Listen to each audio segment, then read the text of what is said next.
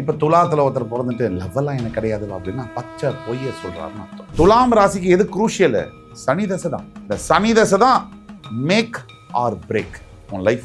இல்லாத பிரச்சனையெல்லாம் ஃபேஸ் பண்றாங்க அந்த 23லேருந்து 35-40 வயசு வரைக்கும். சதய நட்சத்திரத்தில் சனி நிற்கிறாரு, கும்பராசியில் இருக்காருன்னா வாழ்க்கை ஓஹோன்னு ஆயிடும். அந்த லைஃப்பை வந்து அப்படியே அந்த 19 இயர் சனி தசை வந்து டோட்டலாக எல்லாத்தையும் சேஞ்ச் பண்ணி ஒரு லெவலில் போய் உட்கார வச்சு. ரெட்ரோ ஆன்மீகம் நேயர்கள் அனைவருக்கும் வணக்கம். இன்னைக்கு நம்மளோட சுபாஷ் பாலகிருஷ்ணன் சார் தான் இணைஞ்சிருக்காரு. சார் வணக்கம் சார். வணக்கம். ஒவ்வொரு ராசிக்கும் அவங்களோட குணாதிசயங்கள் என்ன, அவங்களுக்கு எந்த டைம்ல எந்த மாதிரியான ஒரு பீக் நல்ல விஷயங்கள் நடக்கும் அப்படின்னு நீங்க நிறைய விஷயங்கள் ஷேர் பண்ணணும் சார் எங்களுக்கு. அதாவது அருமையாக சொன்னீங்க. எல்லாருக்குமே வந்து என்ன கேள்வி அப்படின்னா, எனக்கு வந்து நல்லது நடக்குமா அப்படிங்கிறது முதல் கேள்வி. அப்படி நல்லது என் வாழ்க்கையில் இருக்குது அப்படின்னா அது எப்போ நடக்கும், நான் எப்போ அதை எதிர்பார்க்கலாம்? ஏன்னா ஹோப், நம்பிக்கை அப்படிங்கிற பேரில் தான் நம்ம எல்லாருமே வாழ்ந்துட்டுருக்கோம். மாறி மாறி வந்து பிரச்சனைகள், மாறி மாறி வந்து சேலஞ்சஸ் இதெல்லாம் சந்திச்சுட்டு இருக்கக்கூடிய இந்த நேரத்தில் பல ராசிக்காரர்கள் 12 ராசியில் இருக்கவங்களுக்குமே நிறைய கேள்விகள் தான் இருக்குது பதிலை விட. ஸோ அந்த அடிப்படையில் பார்க்கும்போது ஒவ்வொரு ராசிக்கும் அவங்களோட ஸ்ட்ரென்த்து, வீக்னஸ் என்ன, அவங்க எந்த டைமில் எதை செஞ்சால் நல்லது அவங்களுக்கு வந்து வெற்றி கிடைக்கும் அப்படிங்கிற மாதிரியும், ப்ளஸ் வந்து ஒவ்வொரு ஸ்பெசிஃபிக்கான விஷயங்கள், முக்கியமான விஷயங்கள், இப்போ வந்து காதலாக இருக்கட்டும், திருமணமாக இருக்கட்டும், கல்வியாக இருக்கட்டும், வேலை வாய்ப்பாக இருக்கட்டும், இப்போ இந்த மாதிரி விஷயங்களில் வந்து எதை செய்தால் எப்போ அந்த ஸ்டெப்பை எடுக்கணும் அப்படிங்கிறது ரொம்ப முக்கியமான ஒரு கொஸ்டினாக இருக்குது. அதை பற்றி தான் நம்ம விரிவாக பேசலாம்.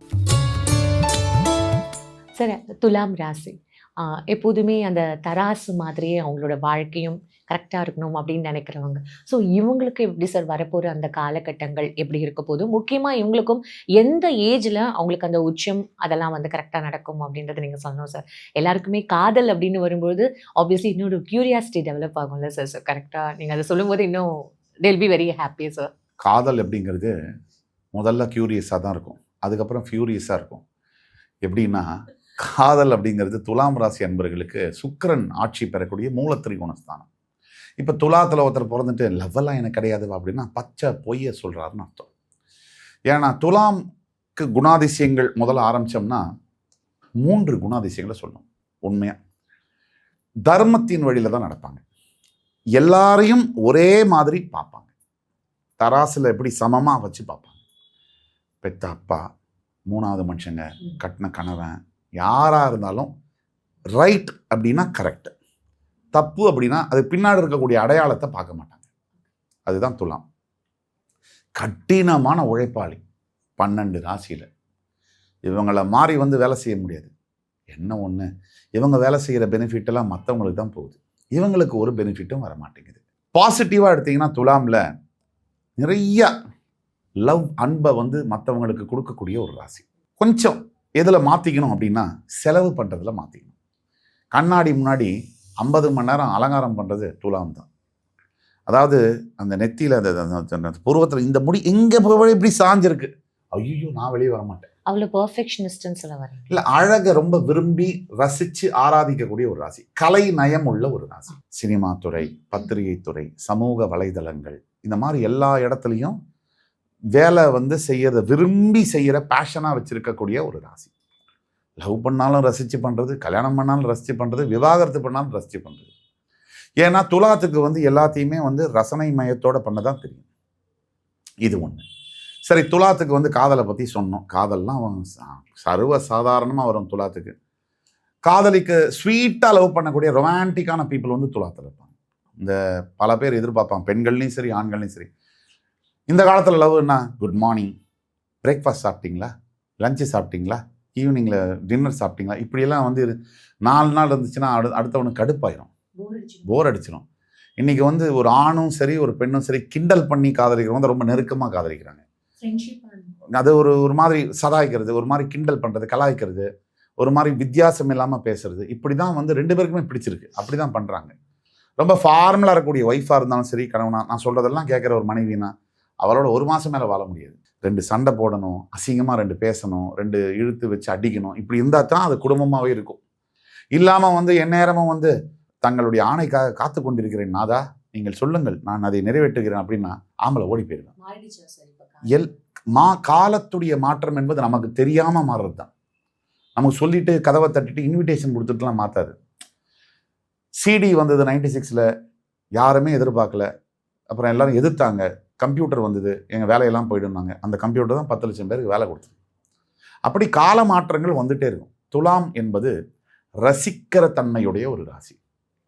ஸோ திருமண வாழ்க்கையில் துலாமுக்கு நான் ரிஷபத்துக்கு சொன்ன மாதிரி தான் சொல்லணும். 7ஆம் இடம் செவ்வாய், ஆட்சி பெறக்கூடிய வீடு, வாயாடுற மனைவி.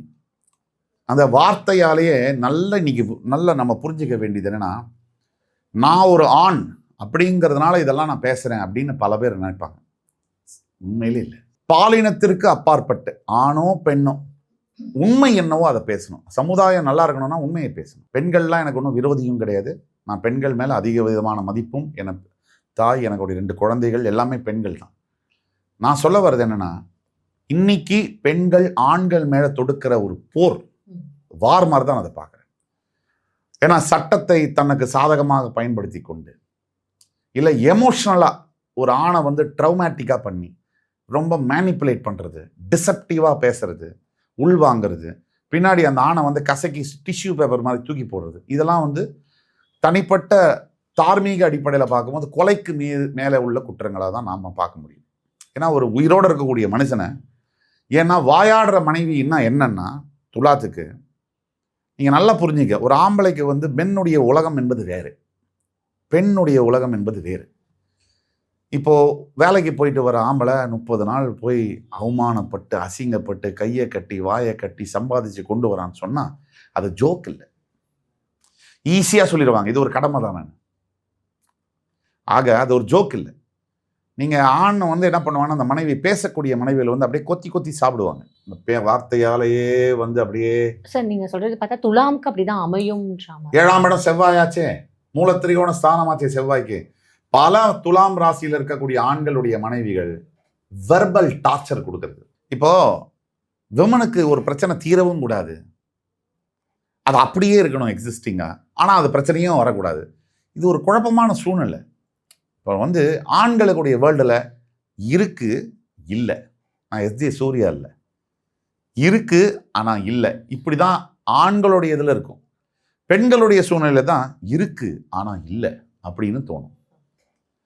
ரெண்டுத்தில் ஏதாவது ஒன்று தான் ஆண்கள் பாஷையில், அந்த லாங்குவேஜே அவங்களுக்கு புரியாது. ஸோ பேசுறது வெர்பல் டார்ச்சர் அதிகமாக கொடுக்கக்கூடிய துலாம் ராசியில் இருக்கக்கூடிய கணவர்களுக்கு மனைவிமார்கள் கொடுக்கக்கூடிய டார்ச்சர் என்பது அது கொலைக்கும் மேலானது. ஏன்னா கொலை கூட 10 நிமிஷத்தில் செத்துருவார். நீங்கள் டெய்லி போய் ஆளை அடிச்சுட்டே இருந்தீங்கன்னா அதுதான் மனநோயாளிகளாக அல்லது இவங்களே குற்றவியல் செயல்களில் ஈடுபடக்கூடியவர்களாக மாறக்கூடிய தன்மைகள். சனியுடைய ஆதிக்கம், கெட்டே இருப்பான், டக்குன்னு உணர்ச்சி வயமாடும், இதெல்லாம் இருக்கு. இப்ப துலாம் ராசி எடுத்தீங்கன்னா சித்திரை, சுவாதி, விசாக நட்சத்திரம், அதாவது செவ்வாய், ராகு, குரு பகவானுடைய நட்சத்திரம். நீங்க பாத்தீங்கன்னா உத்தர நட்சத்திரம் 2ஆம் பாதத்திலேருந்து 3 பாதங்கள், அஸ்த நட்சத்திரம் 4 பாதங்கள், சித்திரை நட்சத்திரம் உடைப்பட்ட நட்சத்திரமா 2 பாதம் கன்னிலையும் 2 பாதம் துலாத்திலையும் வரும். அப்ப 2 சித்திர பாதம், சுவாதி 4 பாதம், 3 பாதங்கள் விசாக நட்சத்திரத்துல. இது துலாம் ராசியில வரும். இப்போ சராசரியா ஒரு சித்திர நட்சத்திரத்துல பிறகுறாங்க துலாம் ராசியிலன்னா ஒரு 3 வருஷம் 4 வருஷம் செவ்வாய் தசை, அதுக்கு பிறகு ராகு தசை 18 வருஷம் 22 வயசு, அதுக்கு பிறகு குரு தசை ஒரு 10 வருஷம் 32 வயசு. கிட்டத்தட்ட இந்த துலாம் ராசியில் பிறக்கக்கூடியவர்கள் 35-36 வயதை எட்டுற வரைக்கும், இந்த சனி தசை என்பது வர வரைக்கும். துலாம் ராசிக்கு எது குரூஷியல்? சனி தசை தான். இந்த சனி தசை தான் மேக் ஆர் பிரேக் உன் life. So it will be a turning point. அவ்வளவுதான். சனி தசை தான் உனக்கு make or break, do or die. உங்க சுய ஜாதகத்துல சனி ஓரளவுக்கு நல்லா இருந்துட்டா, நான் சொல்றது சுய ஜாதகத்துல சனி கன்னி ராசியில மறைஞ்சிட்டாலோ, கண்ணியில மிகத்துவம் சுபத்துவம் அடைவர், அல்லது மகரம் அல்லது கும்பம்ல ஆட்சி பெற்றாலோ, துலாம் ராசி துலாம் லக்னகாரங்களுக்கு, அல்லது மீனத்துல இருந்தாலோ, இந்த 3 இடம் மகரம், கும்பம், மீனம், இதெல்லாம் இருந்து சனி உங்களுக்கு திசையை நடத்திட்டாருன்னா அவர் வாங்கின நட்சத்திர பாதம் மட்டும் ஓரளவுக்கு நல்லா இருந்து குருவுடைய பார்வை அவருக்கு இல்லாம இருந்தால், நல்ல கவனிங்க, குருவுடைய பார்வை அந்த சனிக்கு இல்லாம இருந்தால் துலாத்துக்கு குரு ஆக மாட்டார். ரோக அதிபதி, 6ஆம் இடம், எதிரி. துலாத்துக்கு குரு தூய எதிரி, பியூர் 100% எதிரி. அதனால துலா லக்னத்தில் இருக்கவங்களுக்கு குரு தசை நடக்கும் போது இல்லாத பிரச்சனையெல்லாம் ஃபேஸ் பண்றாங்க. அந்த 23லேருந்து 35-40 வயசு வரைக்கும் தலையை பிச்சுக்கிறாங்க. இந்த நேரத்தில் தான் கல்யாணம், கல்வி முடிஞ்சு இப்போ வேலை, கல்யாணம், அதுக்கப்புறம் குழந்தைங்க, இதுக்கப்புறம் தான் விவாகரத்து. சார் எனக்கு இங்க ஒரு கேள்வி வருது. இதை பார்க்குற இந்த ஜாதகம் பார்க்குறாங்கல்ல, அப்போ எந்த டைம்ல அவங்களுக்கு கல்யாணம் பண்ணணும் அப்படின்றத அவங்க சொல்ல மாட்டாங்க? அது தனி ஜாதகத்தை பொறுத்தது. இப்போ உங்களுடைய ஜாதகம் இருக்கு, இதை மாதிரி இன்னொரு காப்பி ஜெராக்ஸ் வந்து உலகத்திலே இல்லை, யூனிக்.